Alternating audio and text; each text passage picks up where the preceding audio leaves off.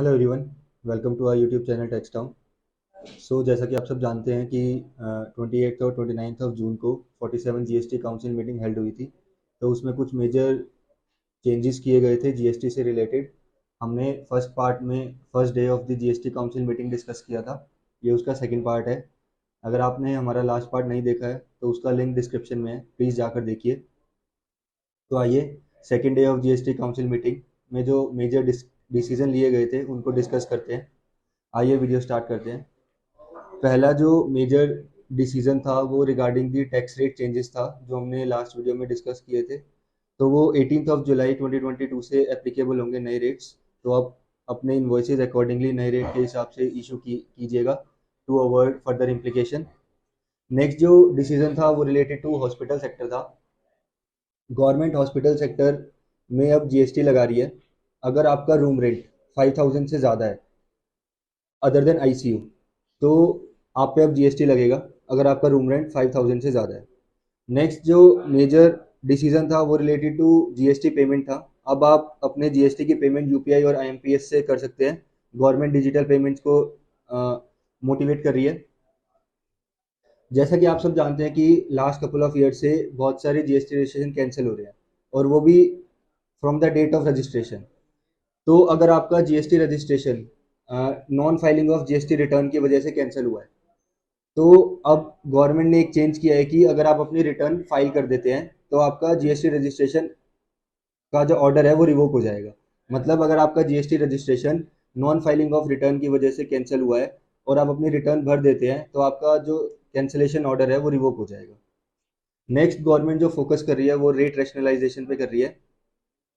Rate rationalisation basically जो हमारा mismatch है रेट्स में, लाइक इनपुट का रेट अलग है और आउटपुट का रेट अलग है, तो उसको रैशनलाइजेशन कर रही है ताकि इन्वर्टेड ड्यूटी स्ट्रक्चर का स्कोप ही ना रहे।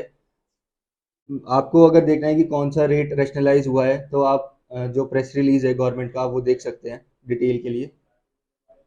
नेक्स्ट जो मेजर चेंज है वो regarding the refund of ITC है related to the edible oil and call.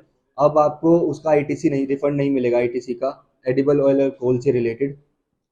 Next जो चेंज है या वो डिसीजन है वो regarding the rate of change है। अगर आप रेंट करते हैं ट्रक या गुड्स कैरेज जिसकी फ्यूल कॉस्ट आपके रेंट में इंक्लूडेड है, तो उसका रेट चेंज कर दिया गया है। अब उसका रेट 12% है, पहले वो 18% होता था।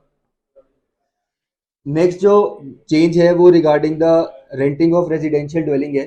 पहले रेजिडेंशियल ड्वेलिंग एग्जेम्पशन में था, अब उस पर टैक्स लगा दिया गया है। अगर आप अपनी रेंट करते हैं रेजिडेंशियल ड्वेलिंग किसी रजिस्टर्ड बिजनेस एंटिटी को, तो अब वो जीएसटी के परव्यू में है, उसका एग्जेम्पशन विड्रॉ कर लिया गया है। नेक्स्ट जो मेजर डिसीजन है वो related to the e commerce supplier है। जैसा कि हम सब जानते हैं पहले ई कॉमर्स सप्लायर को मैंडेटरी रजिस्ट्रेशन लेना पड़ता था अंडर सेक्शन 24 अगर वो ई कॉमर्स ऑपरेटर पे अपनी सप्लाईज कर रहा है। लेकिन अब उसमें चेंज कर दिया गया है कि अगर आप ईसीओ पर सप्लाई कर रहे हैं, जो ई कॉमर्स सप्लायर है वो ईसीओ पे अपने गुड्स बेच रहा है, लेकिन उसकी जो टर्नओवर है वो with in the threshold limit है रजिस्ट्रेशन के लिए, और वो इंटरस्टेट सप्लाई नहीं करता कोई, तो उसको मैंडेटरी रजिस्ट्रेशन लेने की कोई जरूरत नहीं है।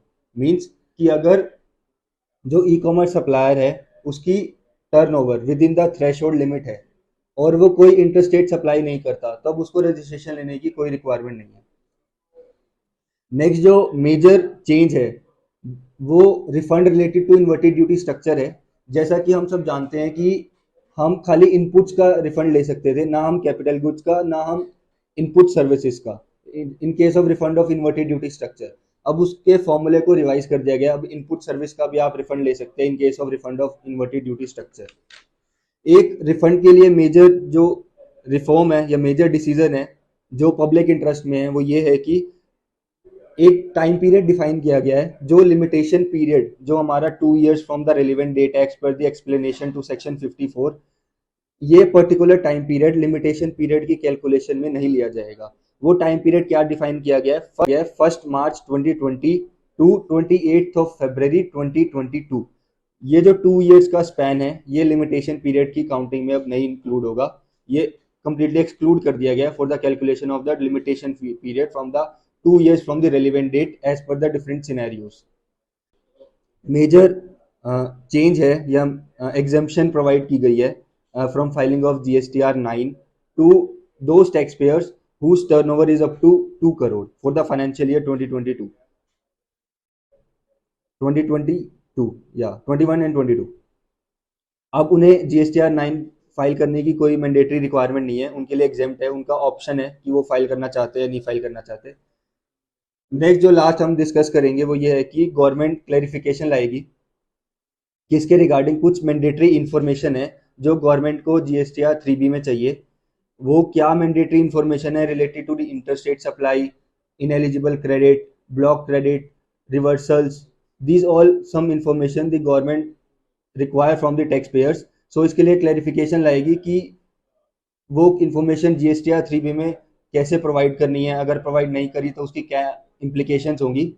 So these were the all the major decisions which we have covered in this video. We will be posting more informative content related to the GST and income tax. Please like, share and subscribe our channel. Thank you.